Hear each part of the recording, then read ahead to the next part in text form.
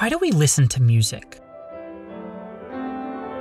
Why do we play it over and over again? That's what we're exploring through the Goldberg Variations. This is 30 Bach. I'm Lowry Yankwich. Welcome.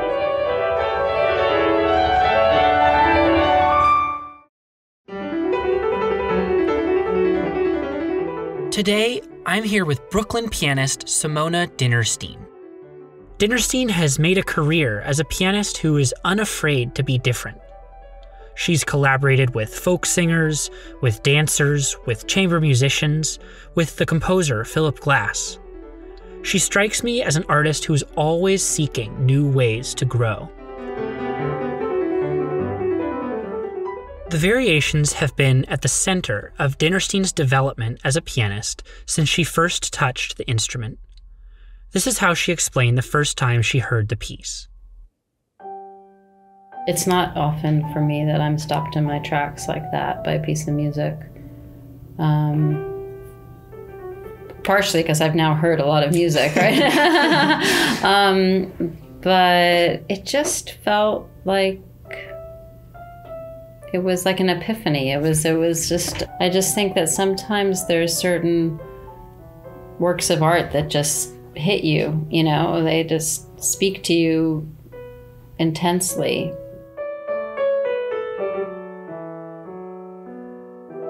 I was like really in my adolescence at that point, like, you know, I was a difficult adolescent and full of sort of turbulence that comes with that. And that aria has a stillness to it and a kind of purity to it, while at the same time being so emotional. It's just an interesting combination, unusual combination of those two things that it took me out of myself when I listened to it.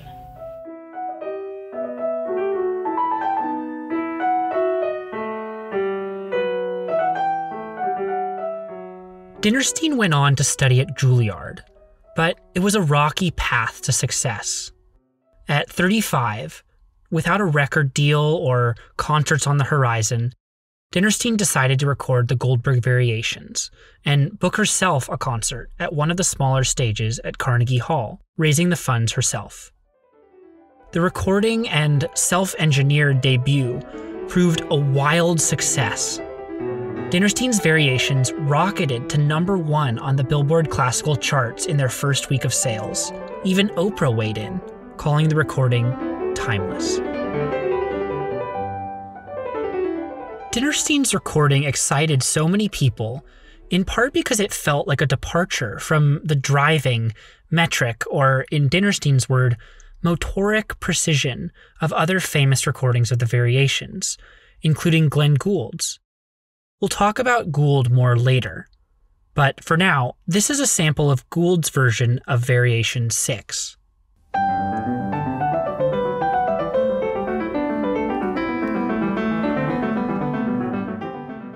Compare that to Dinnerstein's version.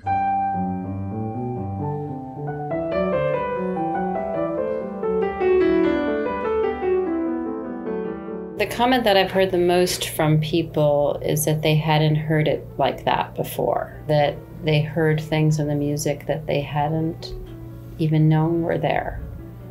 I didn't set out to make people think that. I really tried to find what was there in the music that I heard. You know, that's what I heard.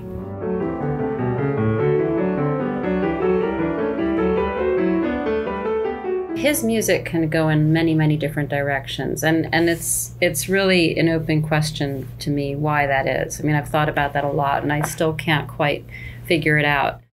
Across interviews, the people I talked to expressed the same idea about Bach's music, that it's uniquely open to interpretation, to being played with and reimagined. One explanation may be that there are almost no markings in Bach's music. Later composers, including Beethoven and Chopin, would tell performers exactly how the music should be played, how fast, when to get loud, when to get soft, whether it should be stormy or sweet or brooding, moderate and graceful, fast with fire, extremely delicate or impassioned. Bach almost never wrote those kinds of instructions, which, in a way, is liberating. Arthur Schnabel said that the musician, the recreator, is like a mountain guide.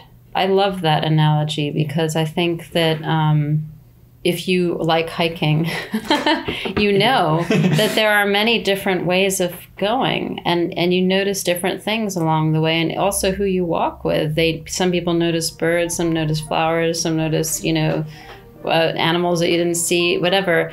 And they're always there. All of those elements are there all the time. It's just what you draw your attention to. And you draw your attention to them because of your own personal interests.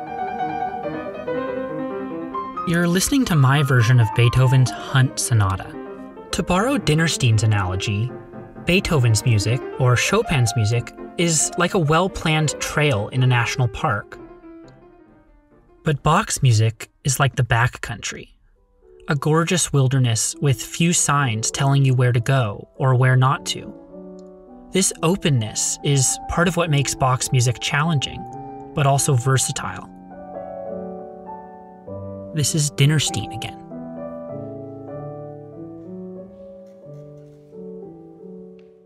Bach is famous for having chalked his development as a musician up to hard work, saying, "What I've achieved by industry and practice, anyone else with tolerable natural gift and ability could also achieve." The hard work that Bach is referring to began when he lived with his eldest brother, Johann Christoph, in whose house Bach became a virtuoso keyboardist and consummate musician. Death surrounded Bach as a child. His sister died at the age of 6 when Bach was 1. His elder brother died at 18 when Bach was 6. Bach lost both parents by the time he turned 10. After Bach's parents died, Bach moved in with his brother, Christoph. Christoph was 14 years older than Sebastian and studied with Johann Pachelbel. By the time Sebastian reached him, he had already established himself as a town organist in the town of Ohrdruf. While living with Christoph, Bach began to study music intensely. Some say this was in spite of Christoph. In one bit of folklore, Christoph gave Sebastian music to copy out, but it was too easy. When Sebastian asked to see one of Christoph's books with harder music, Christoph refused. Not to be denied, Sebastian hatched a plan to steal the book without his brother knowing, fitting his small hands through the latticed frame of his brother's bookshelf, rolling up the book and pulling it out. Then, because Sebastian needed to copy in secret, and because he didn't have a candle, he could only copy out the music when the moon was full. It took 6 months to copy out the book. When Christoph ultimately found the copy, he was furious and confiscated it, undoing all of Sebastian's work and strengthening Bach's resolve to leave his brother's house. But some scholars suggest it wasn't that way. They found transcriptions of works by Buxtehude and Reinken, 2 major keyboardists of Bach's time, in Sebastian's teenage handwriting, which they say suggests that Christoph may have actually supervised and encouraged his transcriptions. Whether Bach was secretly copying out manuscripts in the moonlight, or studying under the supervision of his older brother, the time he spent in Ohrdruf greatly influenced his musical thinking, as he internalized the techniques of master musicians that came before him.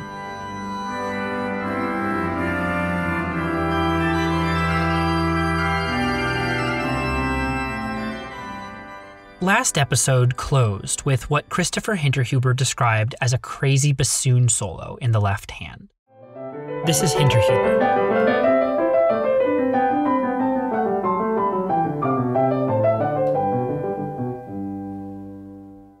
In Variation 4, we get something different, something very rhythmic, almost stately. Now we're back with Dinnerstein. Variation 4 is canonic in nature. The voices keep on interrupting each other. I've always thought of it as being a choir singing this, almost like a kind of Hosanna movement. It's not in long phrases. It's quite, I think of it as being almost sort of spiky. Every little motive is moving upwards.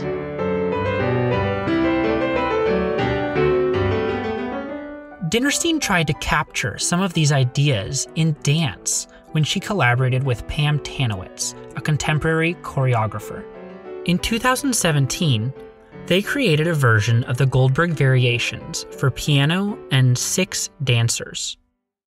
Dinnerstein sat at a grand piano at center stage, all in black, while dancers in diaphanous colored clothing moved all around her. In Variation 4, she uses 2 dancers that are, I would almost describe them as rocking back and forth between their 2 bodies. Like there's like a real kind of give and take between the 2 people. So it definitely isn't a representation of 4-part harmony, but it shows this little motive that gets passed around so much. You can really see this idea of something being thrown back and forth by the way that the dancers are responding to each other.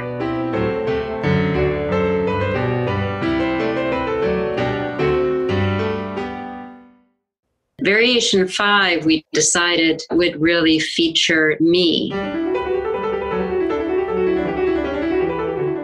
So the dancers start by really not moving very much, and I'm the one that's the focus. My hands are the focus. My hands are doing a kind of dance. If you're playing Variation 5 on a piano, your hands really do have to dance around and over each other. This is one of the variations that Bach actually specified for 2 keyboards, so when you play it on one keyboard, there are all sorts of finger knots that arise that you have to untangle. I actually use this one when I go play for kids. I do something where I go into schools and play for children and talk about Bach and counterpoint. And I always use this one for this kind of test game where a kid has to come up and has to raise the hand that is playing the faster notes, has to raise that hand when that hand is playing faster notes. And they can never do it. And I've even had teachers come up for the challenge and they can't do it either because it's very quickly being passed back and forth. So it's kind of like an intricate game of ping pong or something like that. It was really important to me that it not sound like an exercise.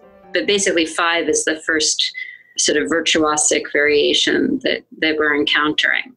And I don't want it to be on the same scale of virtuosity as things that happen later. Here's a taste of what happens later.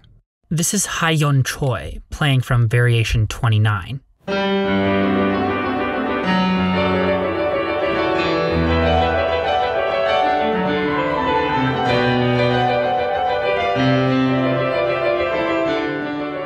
So I try to pace it. I'm trying to keep certain sounds and tempi in reserve. The variations can easily sound like a set of 30 character pieces, like a talent show, with people walking out and each showing their thing. And I don't want it to sound like that.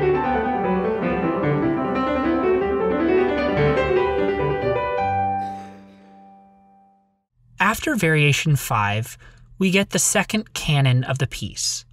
And this one, instead of being at the unison, is at the interval of a second.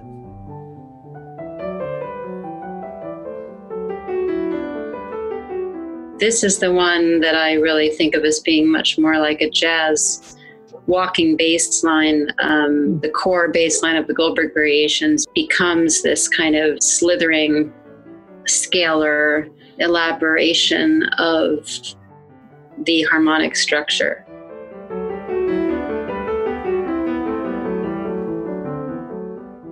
Meanwhile, there's a canon going on between the upper two voices, which is a canon at the second. It's so beautiful to hear all of those suspensions of seconds. A note that is tied and it sort of hangs in the air, and then the second voice forms a dissonance with it slightly later on. Variation 6 is with just one dancer. She does this wonderful motion where she kind of arches her one arm over her head, so sort of like stretches it up, and she keeps on sort of peering through her arm. Like it's a kind of turning motion, and there's also a lot of sliding in it where she kind of slides her body from one position to another. So you really feel the sliding nature of the bass line.